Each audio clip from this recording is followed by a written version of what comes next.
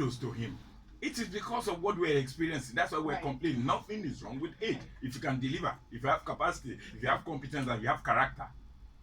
All right, then. Thank you very much. Now, what is your take on? And once again, Emmanuel, thank you for your message. If you wanna let us know what your comments are on any of the headlines, quickly send a message just like Emmanuel did, or give a call 0809-899-8898. We'll be wrapping the show up in just a bit. And what do you have to say about the Port Harcourt situation with APC telling the governor in Nyesom Wike to forget about politics and just fight, the suit and stop trying to politicize the whole situation? In Nigeria, you cannot remove. There is no. You can't remove issue of politicking in anything you do. Remember, the governor is a PDP, so we have opposition who will talk. But the question we should ask ourselves: entire Port Harcourt, have they been sleeping all along? Now, it is true that when you look at the scenario, I've engaged in a lot of profitable discussion with people from that end.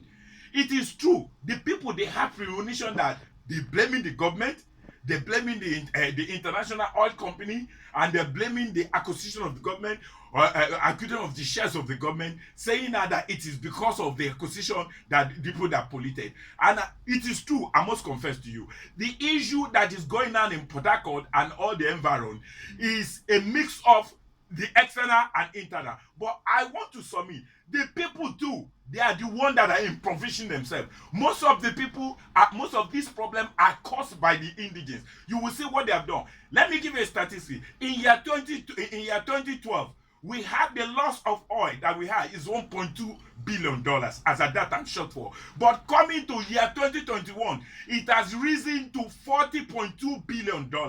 That shows within 10 years what is happening. So, interestingly, you will see now that this pipeline vandalization is now a tradition to them. Because the question we now ask ourselves, can federal government not be able to protect the pipeline vandalization? What is the essence of even humongous amount of money they gave outside to Cuba, they gave militancy, they gave this, and yet this issue comes on board. It is true, we have people who are coming up on our side, but indigenous too should look at themselves. It is time for them to look at each other's face, because quite a lot of people that, even though we have some officers who are taking advantage, but come to think of it, if an officer comes to a place and is taking advantage, he's in collaboration with people who are there. We should begin to ask them, the deprivation we're talking about, what has their governor done with 13% derivation they've been getting?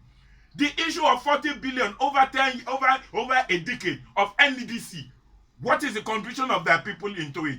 What has their governor done with there were a lot of issues with Shell.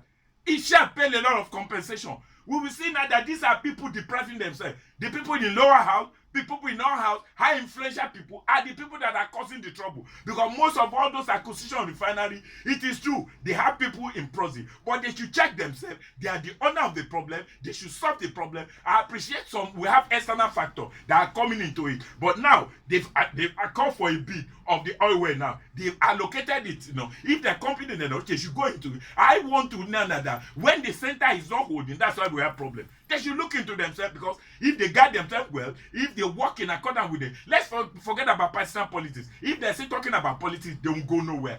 Wike is doing the right job, in the sense whether it's PDP or APC. He's saying he's pursuing them. Let every community pursue those people committing nefarious activity, whether you are indigenous or not indigenous, rip them off and keep the place clean. It can be controlled if we all work together, not at variance, not politicking. All right, thank you very much, Mr. Kenny.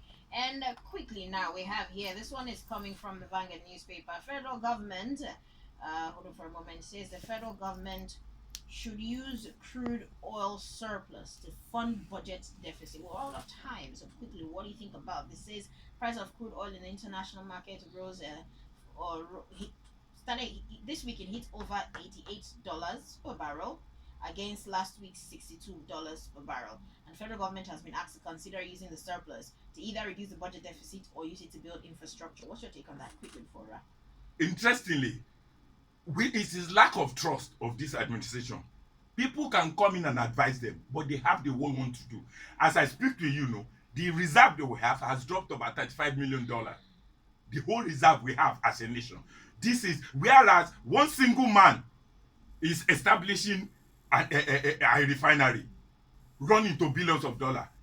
Your guess is as good as mine. Even though you advise them 10 times, are they going to listen to you? Most of the infrastructure we're talking about were unknown. They are on loan. And most of the infrastructure are going to a lot of decadence now.